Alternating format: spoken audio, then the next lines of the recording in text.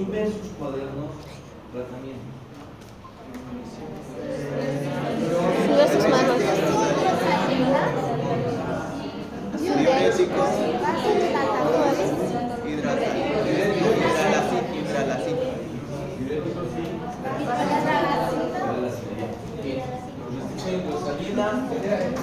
Diuréticos, hidralacina.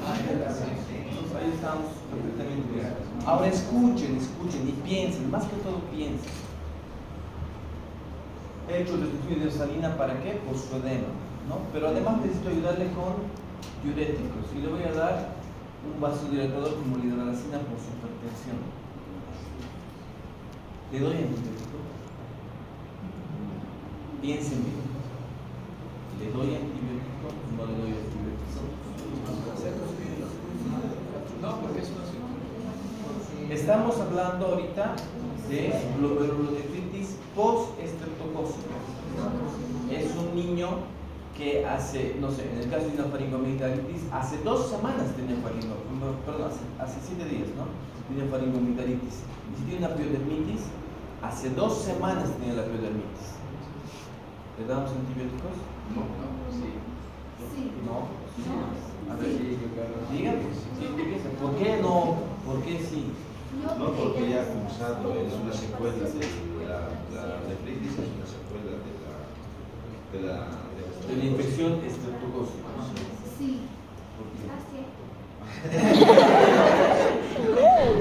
Entonces, a ver, vamos a ver esto de a poquito, vamos a revisar. Escuchen. Preguntas sobre el antibiótico. Entonces, yo me voy a preguntar esto con mi paciente. A ver, vamos a ver esto. ¿Hay beneficio para el paciente con glomerulonefritis post-estreptocócica si le doy antibiótico? ¿Hay beneficio? ¿No? Em uma ocasião eu creo que sí, porque si o paciente está con una faringitis hace una semana y empieza con glomerulonefritis, pero también tiene faringitis. Ya lo bien. Sí, y tiene los dos, hay que tratar igual. Ya. Es post, pero tiene la faringitis todavía, no se ha pasado. Se ha pasado. Se pasa, porque habíamos dicho que por eso pedíamos, ¿qué pedíamos en el laboratorio? Aminoácido. ¿Por qué? Porque ya no tiene faringomigdalitis en niño. ¿Cómo rastreo si eres estreptocócico? Con los... ¿Con qué? No. Ya, entonces, a ver. Para que no haya una confusión aquí, antes de nada, antes de biopsia, ¿a quién le pedimos biopsia? ¿A cualquier niño que tenga al que yo digo que no sé qué, bueno, confirmo que no es estreptocócico, no sé la causa, a ese niño le voy a pedir biopsia, no le voy a pedir a todos. Pero no puede pasar de que está con la faringitis y también con la infección de glomerulonefritis. No. Lo que pasa es normalmente es una secuela, por eso no es una secuela, no está al mismo tiempo. Por eso es una secuela. El niño tiene faringomigdalitis, pasan 7 a 10 días, es el periodo que nos hemos dado, ya no tiene faringomigdalitis. Ya ha hecho tratamiento, pero ahora tiene las otras manifestaciones que eran cuáles, deciden específicos, hipertensión, todo lo demás.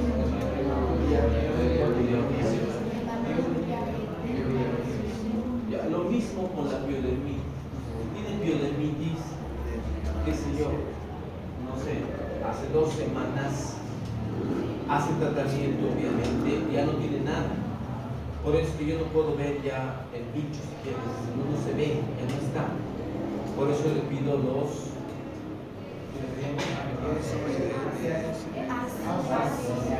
Esos dos, ya, perfecto. Entonces, con esa idea en la cabeza, me vuelvo a preguntar lo mismo. ¿Hay beneficio para el paciente con glomerulonefritis post-estreptocócica? No hay. Pero la terapia precoz, o sea, si yo le doy antibióticos a tiempo, prevengo la glomerulonefritis post-estreptocócica. O sea, se puede prevenir. Se puede prevenir. A ver, piénsenlo. La glomerulonefritis post-estreptocócica se puede prevenir con antibióticos. Al principio hemos dicho que es una secuela que da a un niño, no sabemos por qué, algunos sí, a otros no. Por lo tanto, si doy antibiótico, ¿puedo prevenir? No puedo. Doctor, el hecho de que tenga la enfermedad ya va a crear almacenes de anticuerpos en la ¿Cómo? membrana basal. El hecho de que yo tenga la enfermedad estreptocócica hace que ya tenga la acumulación o el almacén de los anticuerpos en la membrana. O sea, lo que hay que entender acá es algo bastante simple. Cuando un niño tiene una infección estreptocócica, ya sea a nivel de la garganta o en la piel, ¿qué es lo que pasa? Crea anticuerpos. Esos anticuerpos van a ir al glomérulo y en algunos niños va a causar la glomerulonefritis, o sea, la afectación del riñón post-estreptocócica, y en otros no. O sea, en otros no. ¿A eso te referías? Sí.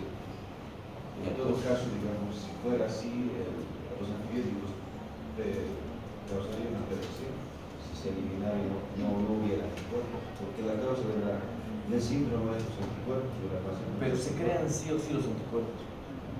Si tú tienes una infección estreptocócica, tu cuerpo crea anticuerpos igual. Ahora, a algunos no les pasa nada y otros tienen síndrome nefrítico. Ahora, el siglo de antibióticos, ¿qué dice? A ver, prevengo, no puedo prevenir. No puedo prevenir porque a unos les va a dar síndrome nefrítico, a otros no. O sea, no puedo prevenir. Otra pregunta. ¿Creen que está indicada la profilaxia? O sea, para la glomerulonefritis post-estreptocócica. O sea, un niño tiene faringoamigdalitis. Te voy a dar amoxicilina por si acaso, para que no tengas síndrome nefrítico. ¿Existe eso? No existe. No existe. Ahora, esto. ¿Está indicado antibiótico en la glomerulonefritis post-estreptocócica?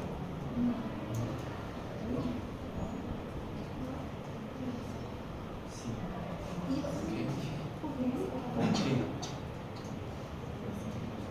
¿Por qué? Sí, sí está indicado. ¿Por qué creen que está indicado? Por la inflamación del glomérulo. No tiene que ver. Por la bacteria. ¿Por qué?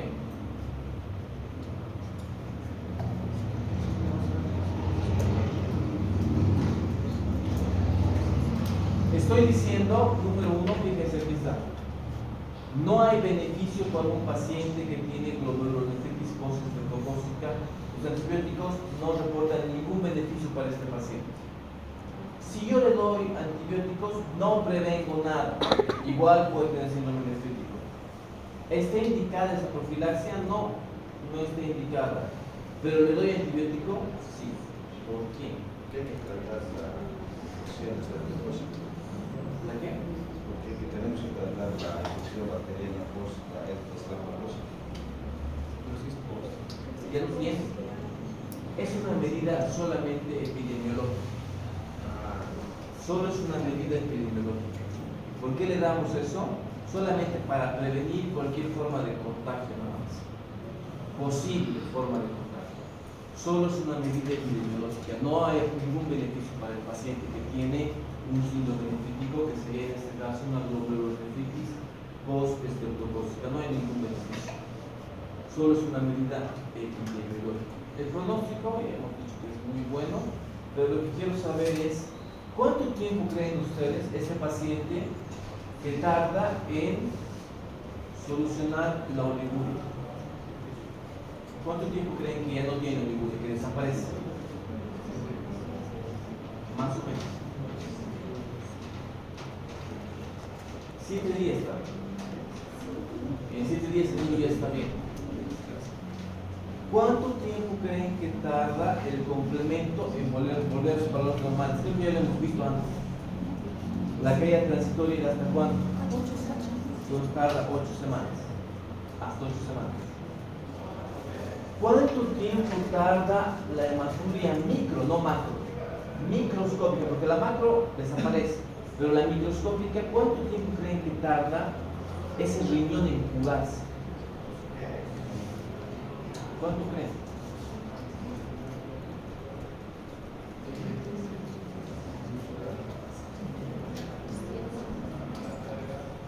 ¿Cuánto tiempo tarda?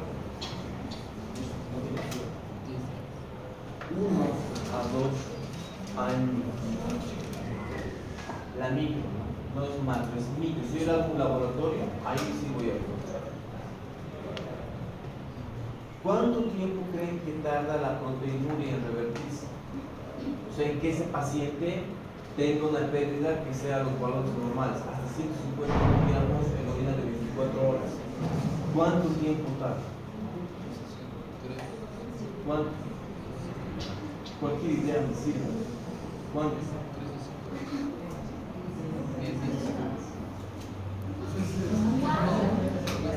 2 a 5. Entonces, no es fácil revertir, ¿no? Fíjense, los valores están en rojo. Entonces, mi paciente que tiene síndrome nefrítico va a tener hematuria microscópica 2 años. Proteinuria hasta 5 años va a seguir con esos valores, para recién volver a lo normal. Muy bien, muy bien. Entonces, acá vamos a tratar de revisar. ¿Se acuerdan de esa diapositiva en la que habíamos visto que los síndromes glomerulares eran 5? Habíamos hablado del síndrome nefrítico, que ya lo hemos visto. Las alteraciones asintomáticas, que no sabemos cuáles son. La glomerulonefritis rápidamente progresiva, que tampoco sabemos qué es. El síndrome nefrótico, que lo vamos a ver pronto. Y la trombosis glomerular, que es el síndrome urémico hemolítico o hemolítico urémico, que ustedes sí conocen. ¿Sí? A ver, vamos a hacer cosas. Primera cosa, sobre las alteraciones asintomáticas, lo único que quiero que sepan es que cuando hablamos de alteraciones asintomáticas, estamos hablando de un paciente que llega a la consulta con hematuria macroscópica. Le hago laboratorio y no encuentro nada. Pasa una semana, la hematuria desaparece. Pero en 2 semanas el paciente regresa otra vez con hematuria macroscópica. Le hago laboratorios, no encuentro nada. Pasa un mes y el paciente vuelve con hematuria macroscópica. Le hago estudios y no encuentro nada. ¿Es normal que orine sangre? No, es una alteración. Hay una alteración a nivel glomerular, no sabemos la causa. Produce otro síntoma, no produce ningún síntoma. El único síntoma presente es la hematuria. A esa condición la conocemos como nefropatía por IgA. Es el síndrome de Berger. Es lo único que quiero que sepan. No vamos a entrar a profundidad, no nos interesa, no nos compete, eso de nefros. ¿Ya han hecho nefro? Van a hacer. Ahí van a ver esto a profundidad. Lo único que quiero que sepan, alteraciones sintomáticas, paciente que presenta hematuria y nada. Hematuria y nada. Hematuria y nada, ¿qué tiene? Probablemente nefropatía por IgA, ¿sí? Que lo conocemos con el síndrome de Berger. Nada más. Ahora, la glomerulonefritis rápidamente progresiva, para que lo entendamos más fácil, es un síndrome nefrítico, ¿sí? Que progresa de forma acelerada. Nada más. Entonces, ¿qué tiene mi paciente? ¿Qué más? ¿Qué más? ¿Qué más? ¿Y qué más? Pero les voy a decir un dato más. Aparte de que mi paciente tiene esto de forma acelerada, tiene de forma exagerada, que puede llevar a la pérdida de la función renal en semanas. el paciente puede perder sus riñones en semanas. ¿Cuánto tarda la diabetes en hacer que se pierda la función renal y el riñón ya no funciona? ¿Cuánto tarda? ¿Cuánto tarda? Tarda muchos años, ¿no? Ya tarda un montón de años. Pues en este caso, la glomerulonefritis, por eso se llama así, rápidamente progresiva, puede ser que mi paciente pierda su riñón rápido, en semanas. ¿Sí? Eso me interesa que sepan. Antes del síndrome nefrótico, vamos a hacer algo que es más cortito, que ustedes ya conocen, me acaban de decir, que es el síndrome hemolítico urémico o urémico hemolítico, que es el prototipo de enfermedad para las trombosis glomerulares. Trombosis glomerulares. Entonces, yo les digo que todo lo del síndrome urémico hemolítico está descrito en esta oración. Y si entendemos esto, entendemos todo. Entonces, ¿qué saben sobre el síndrome hemolítico urémico? ¿Qué produce? ¿O por qué? Primero, ¿por qué se produce? O si no saben por qué, díganme qué produce. Síndrome urémico hemolítico. Ahí dice mucho. Dice trombosis glomerular. A ver, la etiología sí saben. O sea, ¿por qué síndrome hemolítico urémico? Una Correcto, sí. Es un paciente que tiene una infección, historia de infección, no tiene diarrea por E. coli. ¿Qué provoca esa infección? ¿Qué cepa saben? ¿O qué se lo digo? Reducción de plaquetas de sangre. Pero ¿cuál sería el mecanismo fisiopatológico para que eso pase? ¿Qué creen ustedes? El serotipo 157H7, por si acaso, no es cualquier E. coli, es el serotipo 157H7. ¿Qué provoca? ¿Qué provoca en los pacientes que tienen una infección por este serotipo? No es cualquier E. coli, por este serotipo. ¿Qué les provocará?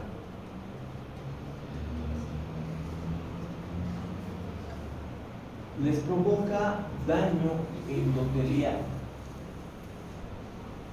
Ay, para que entendamos. Bien, sí, voy a hacer un porque les miro mucho sentido. Como si no hubieran hablado nunca de eso. Y no creas.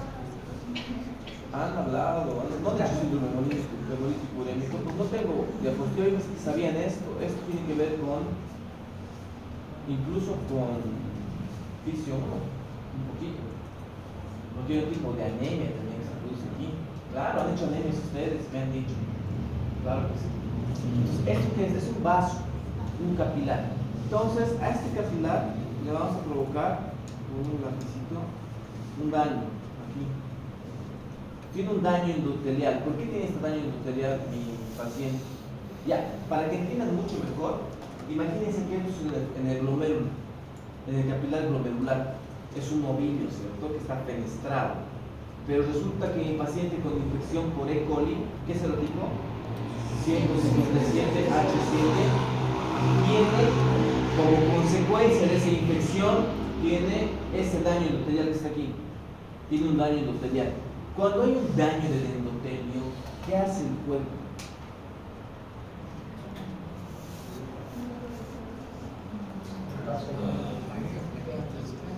Se va a suprimir. Vasoconstricción. Vamos a daño endotelial se responde con vasoconstricción.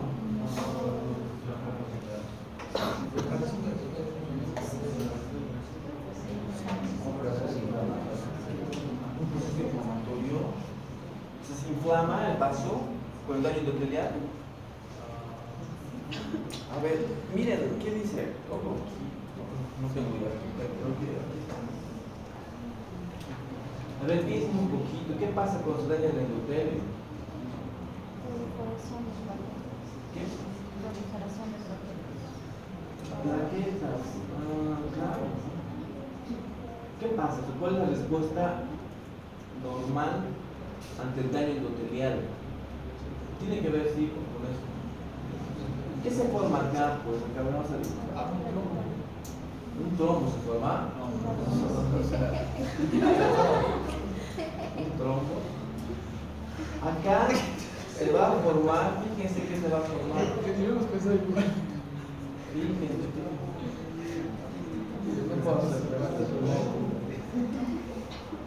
Esta es una red de fibrina.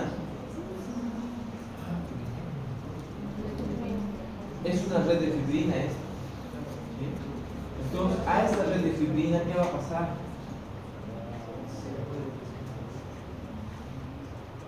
Ahí ya viene lo que decías tú. ¿Qué se formaban? Plaquetas. Miren, las plaquetas van a venir y van a quedar atrapadas aquí en la red de fibrina. Plaquetas, muchas plaquetas por todo lado. Plaquetas por cualquier. Plaquetas, porque está intentando reparar esto, ¿no? Evidentemente acá también, en este lugar, se puede formar un trombo. Ahora sí, ¿no? ¿Sí o no? Ahora sí se puede, ¿no? Formar un trombo o no se puede. Sí, ya se puede. Por eso, ¿qué dice aquí? ¿Qué dice aquí?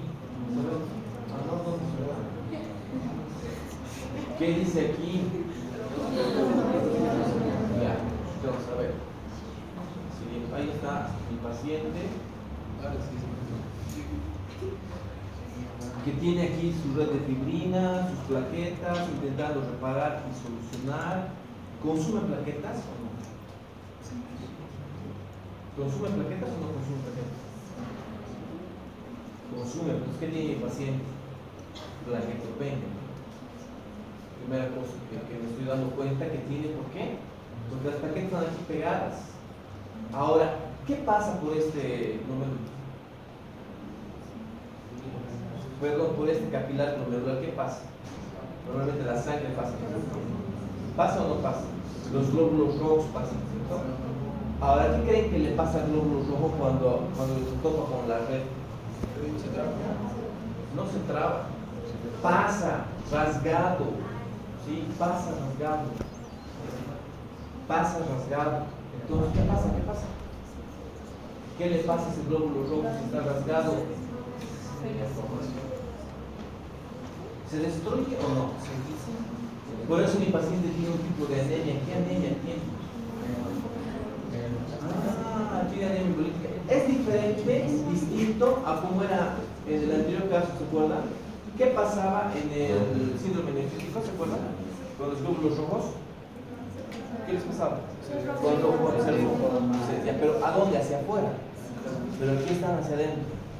El paciente por eso tiene anemia hemolítica. Ya saben que tiene plaquetopenia, anemia hemolítica. Anemia hemolítica, ya sé por qué. Además, ¿qué pasa con plaquetas? Entonces, mi paciente aquí tiene, por supuesto, síndrome urémico hemolítico. ¿Por qué tiene síndrome ahora urémico? Ya sabemos que es hemolítico, ya sabemos que es propenso a hacer trombosis. ¿Por qué es urémico? Les he dicho que se imaginen que este capilar que está acá es el capilar glomerular. ¿Qué tenía el capilar glomerular? De características, es diferente a los demás capilares. Estaba fenestrado. ¿Para qué estaba fenestrado? Para el filtrado. Pero ¿esto tapa o no tapa el filtrado? ¿Se filtra o no se filtra?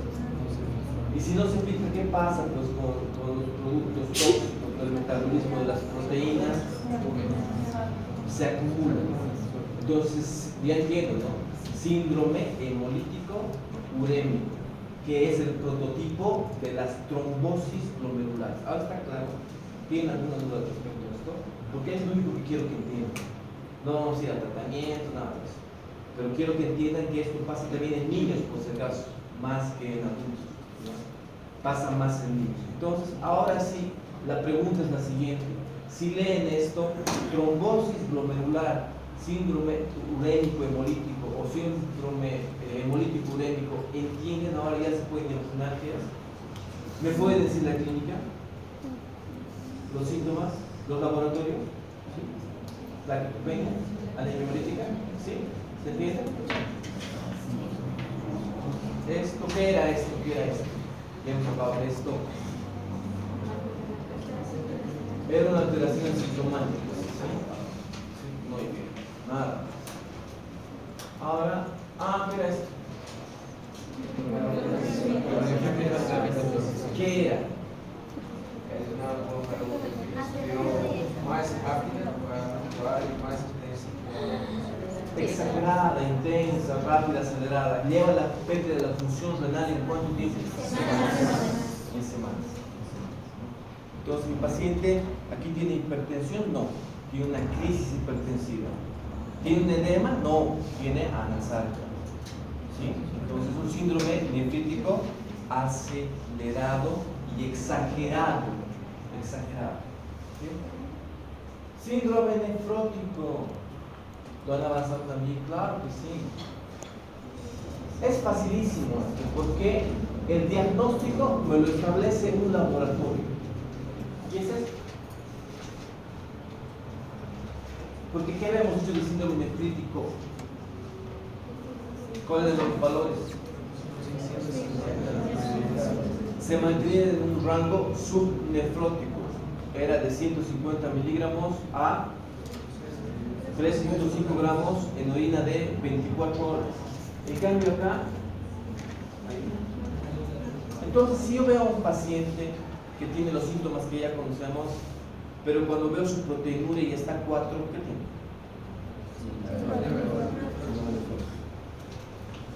Si tiene más, por supuesto, lo mismo, síndrome nefrótico. Entonces, ¿qué les voy a mostrar aquí? Que un hallazgo laboratorial ya me está haciendo el diagnóstico para empezar. ¿Sí? Ya me hace el diagnóstico. Pero la clínica no es igual, porque la pérdida de proteínas es mayor. ¿Sí? Por si acaso, otra forma de interpretar esto es así, es lo mismo. Una pérdida de 50 miligramos kilo peso en orina de 24 horas también es lo mismo que decir proteinuria mayor a 3.5 gramos. ¿Sí? Va a ser lo mismo.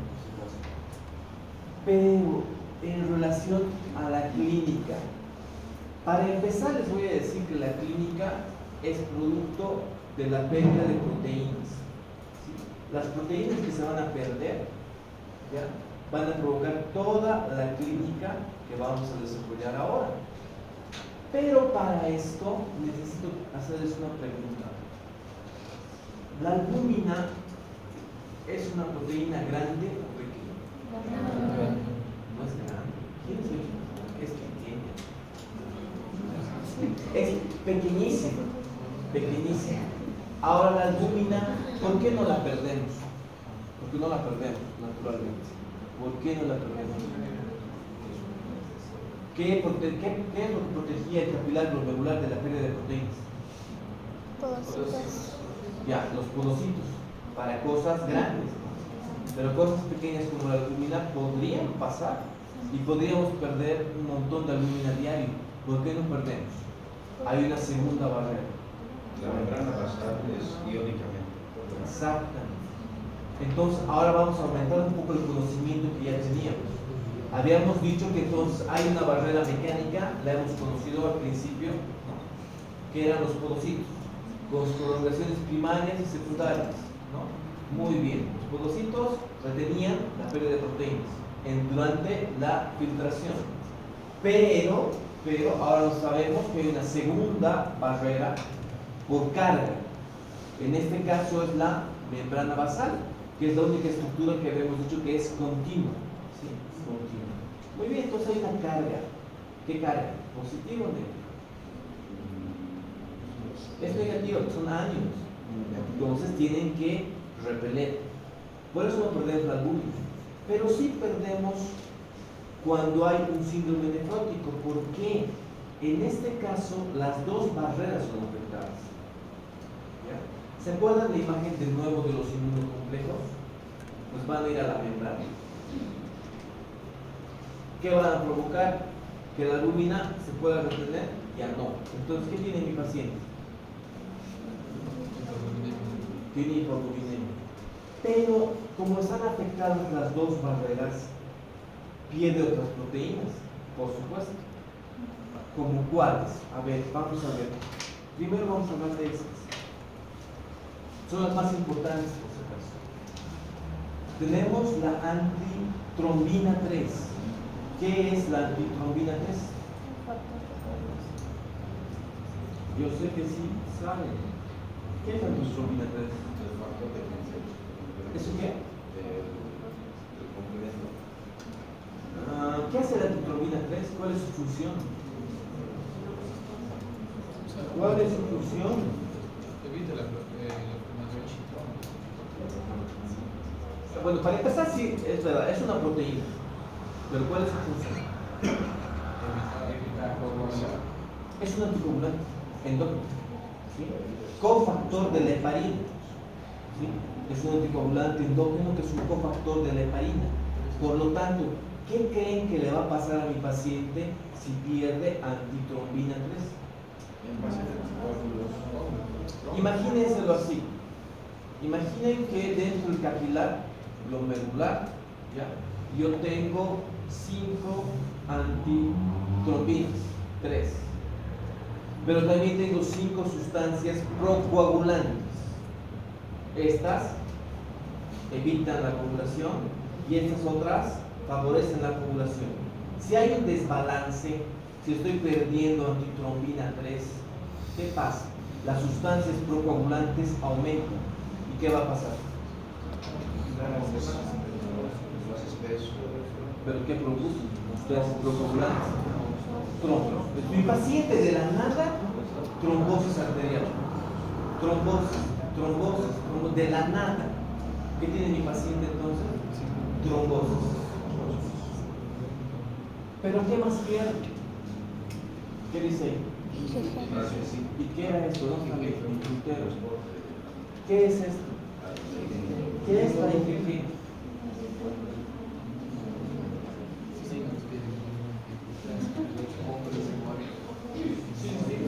¿Y qué pasa si mi paciente pierde inmunoglobulinas de memoria?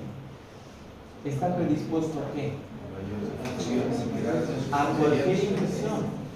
Mi paciente también de la nada tiene infección de todo, estreptocócica, neumocócica, ¿sí? Porque está perdiendo ¿qué? Proteínas. Sigue perdiendo proteínas. Las pérdidas de las proteínas causan los síntomas y causan la clínica. Si entendemos que pierde esto porque perdió las dos barreras que tenía, entendemos la clínica sin memorizar nada, ¿sí? Entonces pierde anticuerpos, predispuesto a qué? A cualquier infección. Acá, ¿qué habíamos dicho? Está mi paciente en un estado de hipercoagulabilidad, provoca trombos y trombosa y todo y de nada. ¿Qué más pierde? Fíjense qué es esto. Muy bien, díganme qué es la transferrina. Ah, sí, estos vienen los portadores de hierro. ¿Qué hace la transferrina? ¿Cuál es su función? ¿Qué hace la transferrina? Específicamente, ¿qué hace? ¿Dónde va? ¿Dónde actúa? ¿Qué hace?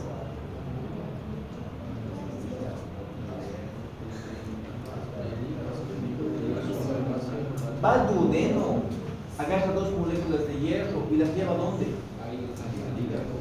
A la médula ósea. ¿Para qué? ¿Para producir qué? Hematiz. Produce hematiz. Pero si no hay transferrina, ¿y qué tiene mi paciente? ¿Qué anemia? Ferropénica. Pero escuchen, esto es importante, escuchen. Mi paciente tiene anemia ferropénica, ¿pero qué? Refractaria al sulfato ferroso. ¿Por qué? ¿Cuál es el tratamiento para la anemia ferropénica? Sulfato ferroso. Entonces resulta que a mi paciente le doy sulfato ferroso, pero su anemia no mejora. ¿Por qué no mejora? El problema no es el hierro. No tiene transferrina. Entonces, mi paciente tiene anemia ferropénica refractaria al sulfato ferroso, ¿sí? Pero que sí. ¿Qué más tiene mi paciente? Esto ya sabemos, ¿no? Tiene edema.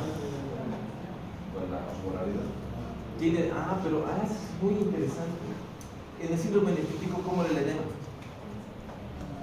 ¿Cómo era? Tenía mi paciente edema. En la foto hemos visto un pie con edema. Síndrome nefrítico, sí. Sí.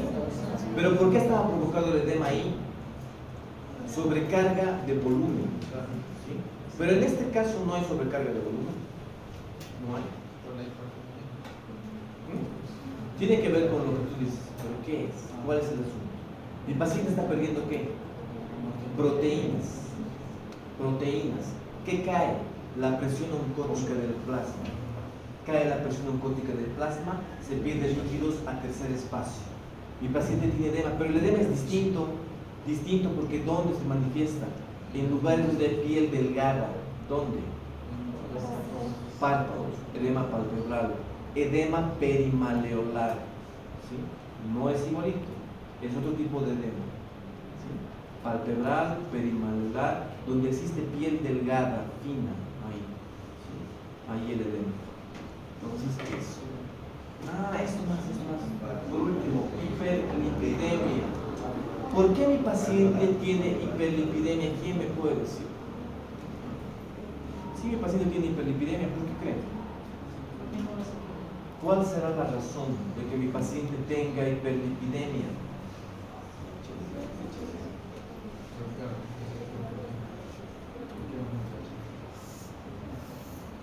¿Hay lipoproteínas? ¿Existen las lipoproteínas? Entonces, ¿qué está haciendo mi paciente? Como está cayendo la presión oncótica, intenta compensar el hígado produciendo lipoproteínas, que lo único que van a hacer es que mi paciente tenga hiperlipidemia. Y si va a tener cilindros, ya sabemos que son cilindros. ¿Qué cilindros va a tener? Grasa. Solamente con esas cosas, ya sabemos la clínica, sabemos los laboratorios, estamos felices. Clínica, entonces, ¿cuál es la clínica? Ya sabemos la clínica, ¿cuál es? Edema, sí. ¿Qué más? ¿Y eso? ¿Cómo más se manifiesta la pérdida de proteínas en orina? ¿Cómo se ve?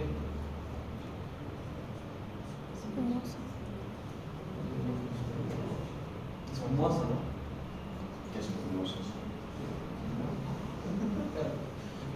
¿Qué más tiene mi paciente? Complicaciones con los trombos, ya sabemos por qué. Y también puede tener infecciones, ¿no? Porque perdía inmunoglobulinas. Perfecto. Ahora, pero les tengo una buena y una mala noticia. ¿Cuál les doy primero? ¿La mala? Bueno, hay dos malas. La primera noticia mala es que el examen ya viene, ¿no? Tenemos dos clases. Una para avanzar todo lo que es enfermedad renal crónica y disturbios ácido-base, y otra para avanzar todo lo que es digestivo. Y estamos listos para el examen. Creo que tenemos clases un día antes del examen. Sí, un jueves, porque el examen creo que es viernes. Sí. Otra cosa más, bueno, esa es una noticia mala. La otra noticia mala es que me acaban de decir que tienen que hacer una actividad también hoy día. En todas las clases. Pero vamos a hacerlo muy simple. Solo quiero un pequeño cuadrito, es personal por supuesto. Un cuadro pequeño, comparativo síndrome nefrítico y nefrótico. Nada más. Obviamente tiene que haber clínica, tiene que haber hallazgos de laboratorio, esas cosas. Entonces sacan una foto, voy a crear ahorita la actividad, la que voy a crear ahora. Sacan una foto, la suben y listo. Nos vamos felices.